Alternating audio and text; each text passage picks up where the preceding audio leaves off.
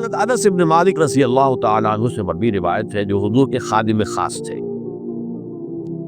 اور یہ متفق علیہ بھی ہے، یعنی بخاری میں بھی ہے، مسلم میں، لیکن تھوڑا سا فرق ہے الفاظ کا۔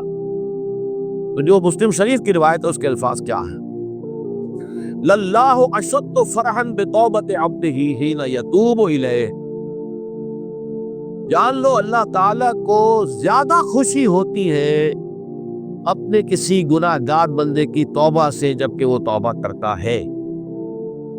کس سے زیادہ ہوتی ہے؟ اب اس کی تفصیل، من احدکم، ایک ایسے شخص سے بھی زیادہ بڑھ کر خوشی ہوتی ہے، کان علی راحلتہ، بارض الفلات، کہ جو بہت ہی دور دراز کے سنسان علاقے میں سفر کر رہا تھا، فانتحرفت منہ، اس کی سواری جو ہے گم، وعلیہا طعامہ وشراب، اسی پر اس کا کھانا بھی تھا اور پانی بھی، اونٹنی پر سفر کر رہا تھا، اسی پر ہوتا ہے راحلہ جو ہے راستے کا سامان، اچانک کہیں بیٹھا ہے تھوڑی دیر کے لیے سسکانے کے لیے، کہیں اونٹ آ گئی اور اونٹنی صاحبہ غائب، اب آنکھ کھلی اور اس نے دیکھا، فَأَيَّسَ بِهِ، تلاش کر کر کے مایوس ہو گیا، کہیں اونٹنے کا سراغ۔ اب ظاہر بات ہے کسی صحرا میں یہ کیفیت، اس کا مطلب کیا ہے؟ یقینی موت۔ فَأَنَا شَجَرَةً فَاسْتَجَعَ فِي ظِلِّهَا وَقَدْ أَيَسَ مِنْ رَاحِلَتِهِ، تو وہ ایک درخت کے نیچے اس کے سائے میں آ کے لیٹ گیا، گویا کہ موت کی امید۔ فَبَيْنَهُمَا وَهُوَ كَذَلِكَ اِذْ هُوَ بِهَا غَائِبَةٌ، اس کی کہیں دوبارہ آنکھ لگی ہے، جو کھولا تو دیکھتا ہے اونٹنی تو موجود ہے کھڑی، تو وہ فوراً اس کی وہ جو رسی ہے وہ پکڑتا ہے، وَأَخَذَ بِخِطَامِهَا ثُمَّ قَالَ مِن شِدَّةِ الْفَرْقِ، اب جو اسے مسرت ہوئی اس کا اندازہ کر سکتے ہیں، ایک یقینی موت کا معاملہ آ چکا تھا، اور اچانک اللہ تعالیٰ نے وہ کھوئی ہوئی اونٹنی ہے وہ واپس دلا دی۔ تو وہ کہنا تو یہ چاہتا تھا، اللہ تو میرا رب ہے، میں تیرا بندہ ہوں، لیکن جسے ہم کہتے ہیں کہ خوشی کی انتہا فرط مسرت میں ایسی زبان لڑکھڑائی، اس نے کہا اللہم انت عبدی وانا ربک،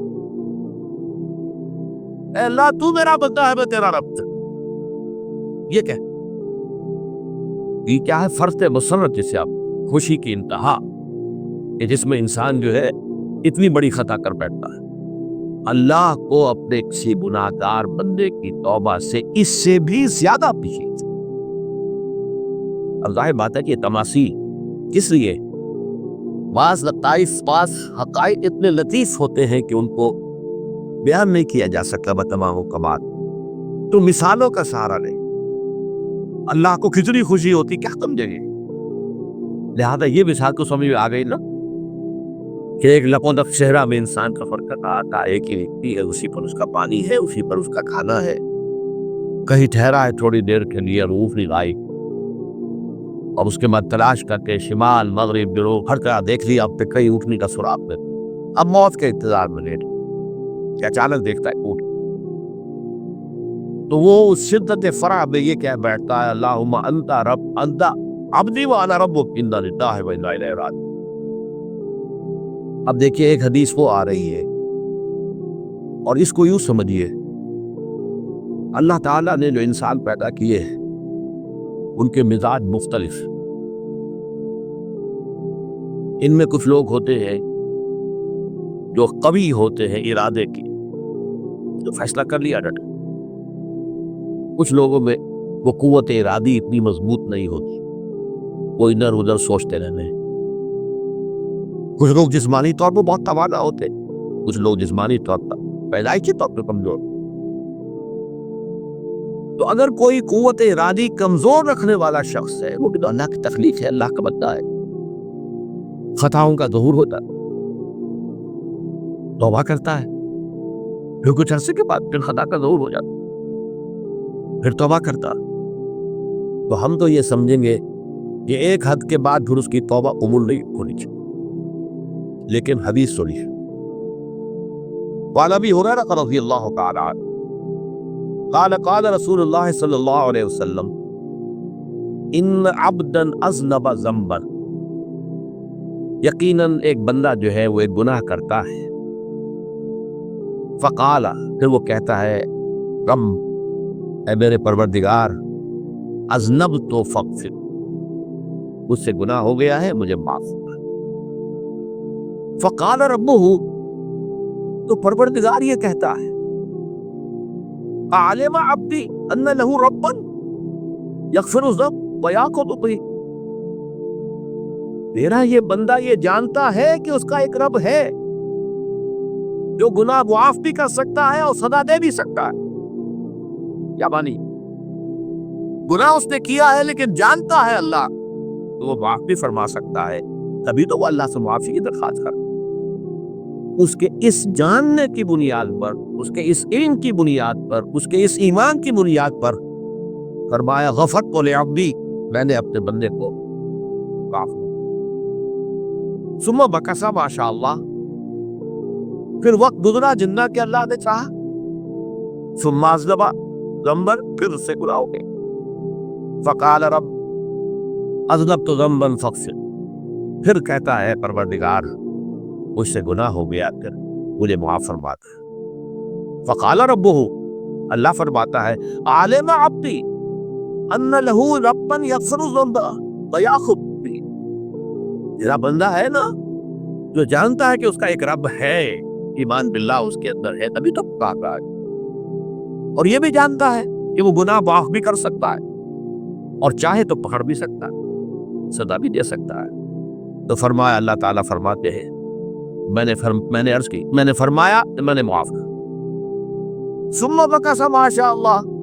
پھر ایک عرصہ گزرا اس کے بعد، ثم اذنب ذنبا، پھر اس نے گناہ کیا، قال رب اذنبت ذنبا آخر، اس نے کہا پروردگار میں نے تو پھر ایک اور گناہ کر دیا، فاغفر لی، مجھے بخش دے۔ فقال علم عبدی ان لہ ربا یغفر ویعاقب بہ، میرا بندہ جانتا ہے نا کہ اس کا ایک رب ہے جسے وہ پکار رہا ہے، کیا وہ جانتا ہے کہ اسے اختیار حاصل ہے کہ چاہے تو بخش دے اور چاہے تو پکڑ لے، اس کے اس علم اس ایمان کی بنیاد پر میں نے اسے معاف کر دیا۔ ایک اور حدیث، میں نے چونکہ اس گفتگو کے لیے ان احادیث کا تفحص کیا ہے، یہ تو بہت ہیں حدیثیں، میں نے ان میں سے کچھ چنی۔ ہمارے بعض واعظ ناصح وہ بھی کسی شخص کو روکتے رہے، برائیوں سے روکتے رہے نہیں رکتا، تو کہیں غصے میں آ کے اللہ تجھے کبھی معاف نہیں کرے۔ یہ کتنا بڑا جرم ہے، اس کا اندازہ کیجئے اس حدیث، جو میرے بندے کو میری رحمت سے مایوس کر رہے ہیں، کتنا بڑا جرم ہے اس کا اندازہ کیجئے۔ یہ مسلم شریف کی روایت ہے، عن جندب، حضرت جندب رضی اللہ تعالی عنہ سے، ان رسول اللہ صلی اللہ علیہ وسلم حدث، کہ اللہ کے رسول صلی اللہ علیہ وسلم نے ایک واقعہ بیان کیا،